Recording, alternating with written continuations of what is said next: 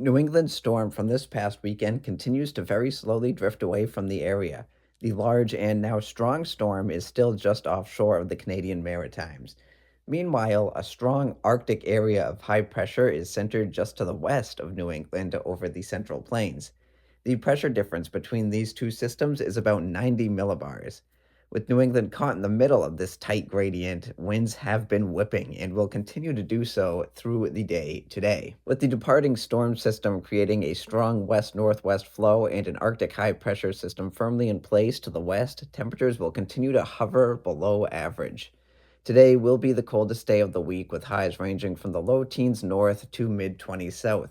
Combine this with the winds, and wind chills will remain in the single digits on either side of zero through the day for most. As the storm system continues to depart, winds will gradually begin to ease tonight and into Wednesday.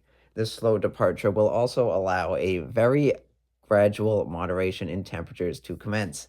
The key word is gradual, as temperatures will remain seasonably cold through the rest of the week, but temperatures will likely get a few degrees higher each day. The Arctic outbreak will remain centered to the west of New England, as most Arctic blasts have been this winter. Cold weather alerts stretch from the Canadian border to the Mexican border through midweek. Outside of the cold and windy weather for New England, there are limited chances for precipitation through the rest of the week. This break in the action comes after a parade of storms with varying intensity and impacts came through New England in succession over the past week and a half. With that said, it won't be 100% quiet over the next week.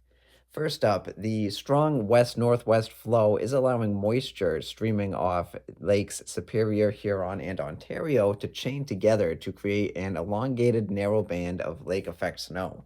This band stretched about 800 miles yesterday and may do the same this afternoon. This would allow the band to reach into western Massachusetts and Connecticut. Should it hold together this long, light snowfall would occur, but would be extremely localized. The next organized system to watch will be in the area on Thursday into Thursday night. A southern stream storm system will slide across the country over the next couple days before ejecting off the southern mid Atlantic coastline Thursday. Northern stream energy will be moving off the Great Lakes during this time as well.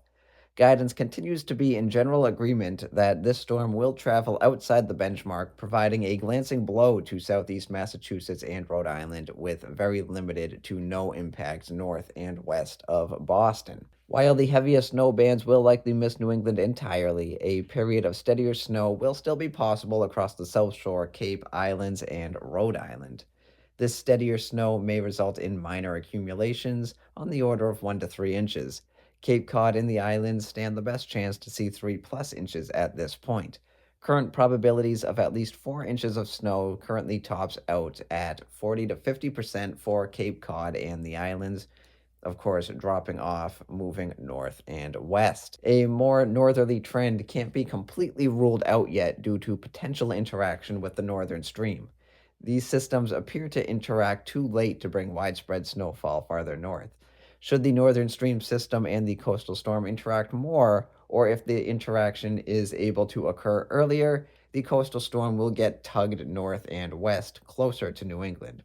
This remains a low chance, but it's still worth at least bringing up at this point. Speaking of the northern stream system, it is weak and rather moisture starved. With that said, it could create just enough forcing on its own to produce some light and scattered snow showers across northern New England Thursday and Thursday night. Without a moisture and energy injection from the southern stream, this would amount to very little to no accumulation for northern areas, and snow showers would really have a tough time getting going to begin with. Looking at the bigger picture, the large scale flow pattern set up over New England does not support the storm making a closer pass to New England. For much of February, the east has generally been under a zonal flow. With the jet stream generally south of New England, a path more out to sea rather than up the coast is the more likely outcome.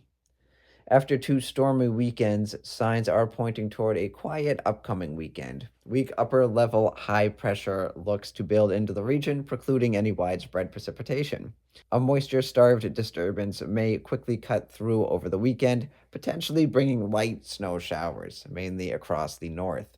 The next storm system to watch will likely enter the picture early to mid next week, Overall, a quieter and calmer stretch is in store for much of New England over the next several days.